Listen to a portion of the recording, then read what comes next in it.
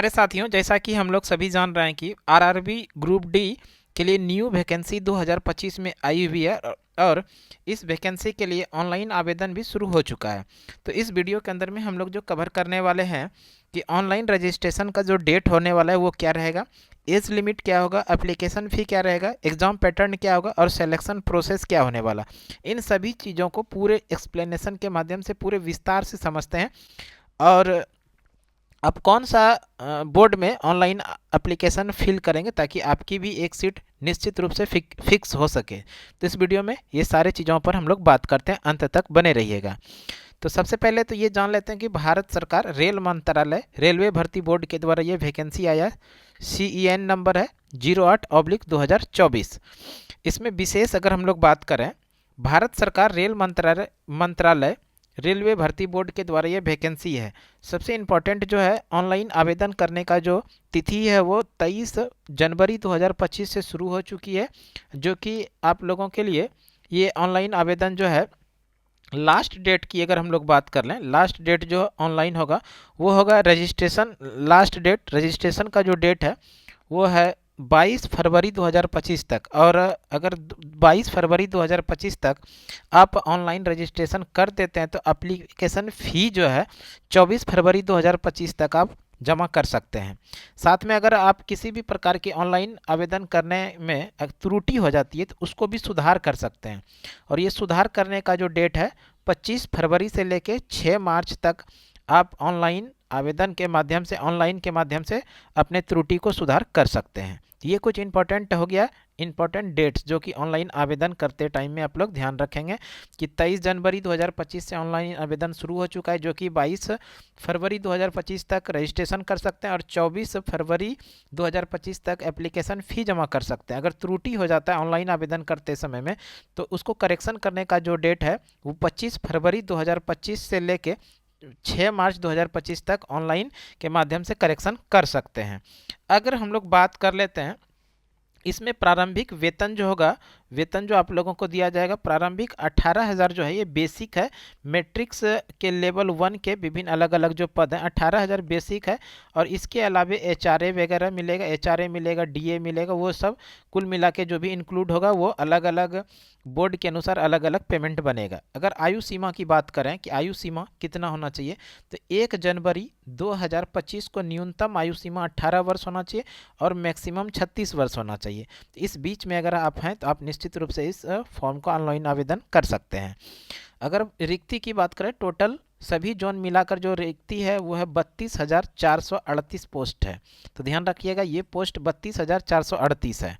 आगे अगर बात कर ले आयु सीमा की, आयु सीमा अभी हम लोग वैसे पीछे देखें कि न्यूनतम जो है 1 जनवरी 2025 को न्यूनतम 18 वर्ष और मैक्सिमम 33 वर्ष, ये सामान्य रूप से निर्धारित आयु है। और जो कैटेगरी में है जिनके लिए आयु छूट है वो 18 से 36 तक हो सकता है। आगे बात करें जो छूट दिया जाएगा वो किनको, तो OBC नॉन क्रीमिलियर जिसको NCL है उनको 3 वर्ष का छूट दिया जाएगा। SC ST को 5 वर्ष का छूट है।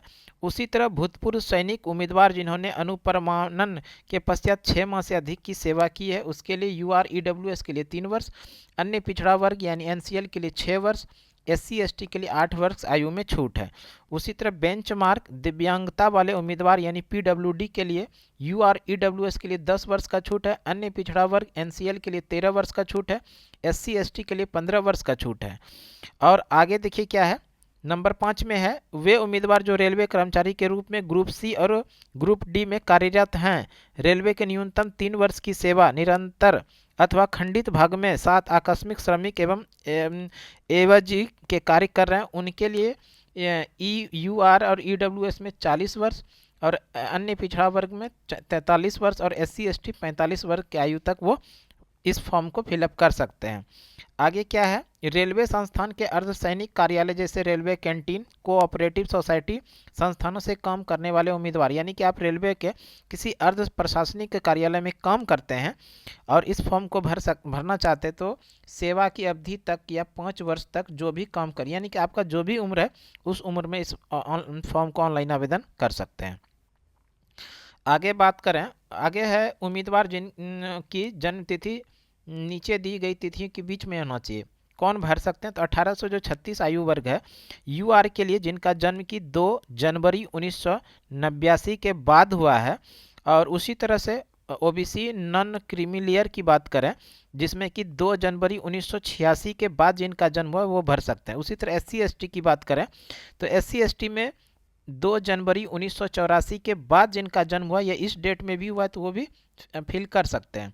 उसी तरह सभी समुदाय श्रेणियों के लिए इनके पश्चात नहीं होना चाहिए, यानी कि 1/1/2007 इनके बाद आपका डेट ऑफ बर्थ नहीं होना चाहिए, इनके पहले ही होना चाहिए, इस डेट में भी हो सकता है। तो ये कुछ हो गया जन्म तिथि जिसके अनुसार कि आप ऑनलाइन आवेदन कर सकते हैं 18 वर्ष से अधिक उम्र के। उसके बाद शैक्षणिक योग्यता की बात करें तो शैक्षणिक योग्यता में न्यूनतम जो है वो मैट्रिक होना चाहिए, मैट्रिक पास, साथ में अप्रेंटिस किए हैं या फिर आईटीआई किए हैं तो उससे भी ज़्यादा आपको कुछ लाभ मिल सकता है।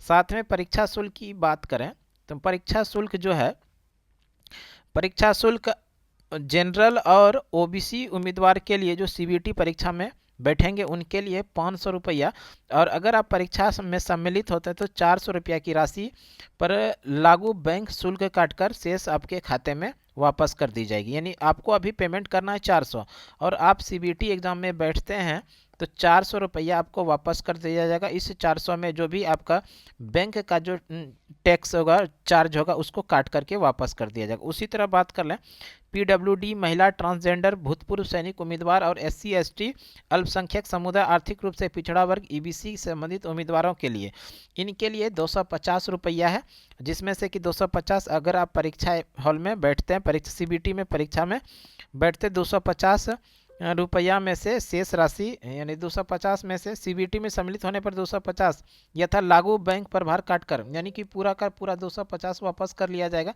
इसके अलावा जो भी टैक्सेस वगैरह होंगे, बैंक का जो चार्ज होगा वो सारा काटा जाएगा।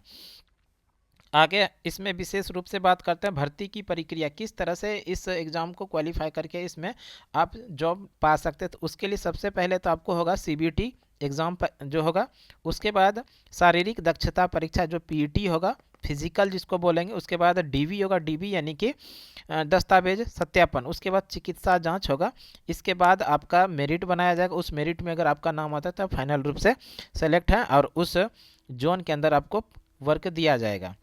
और परीक्षा की बात करें, प्रश्नों की संख्या जो सीबीटी एग्ज़ाम होगा उसका थोड़ा सा बात कर लें तो कुल मिला के परीक्षा का जो अवधि रहेगा वो 90 मिनट का है, जिसमें सामान्य विज्ञान के 25 प्रश्न पूछे जाएंगे, गणित के 25 प्रश्न पूछे जाएंगे, रीजनिंग के 30 प्रश्न पूछे जाएंगे, सामान्य जानकारी और समसामयिकी जो कि एक तरह से आप कह सकते हैं GA, current affairs, history, geography, polity, उसको मिला के 20 प्रश्न पूछे जाएंगे। इस तरह से टोटल प्रश्नों की संख्या होगा 100 और इसके लिए जो समय निर्धारित है वो 90 मिनट।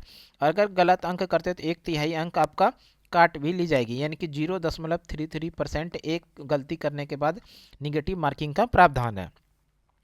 शारीरिक दक्षता परीक्षा में जो है जितने भी सीट होंगे उस सीट का 3 गुना अभ्यर्थियों को फिजिकल के लिए बुलाया जाएगा। तो ये भी ध्यान रखिएगा, फिजिकल के लिए 3 गुना सीट की संख्या का 3 गुना अभ्यर्थियों को फिजिकल के लिए क्वालिफाई किया जाएगा। उस फिजिकल के बाद डॉक्यूमेंट वेरिफिकेशन और मेरिट के आधार पे फाइनल सिलेक्शन किया जाएगा। इसके अलावा दोस्तों अगर आपको कुछ भी क्वेरी है तो आप निश्चित रूप से कमेंट बॉक्स में पूछिए, उस क्वेरी को दूर करने का कोशिश करेंगे।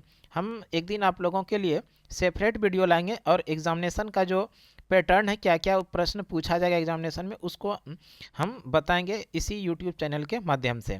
वैसे इस यूट्यूब चैनल सुमन क्लासेस के माध्यम से आप सीबीटी यानी कि कंप्यूटर बेस्ड टेस्ट जो होगा उसका तैयारी भी कर सकते हैं। तो आज के वीडियो के लिए इतना ही, छोटी सी जानकारी में भी आप लोगों के लिए उपयोगी जानकारी हो सकता है। तो थैंक यू सो मच।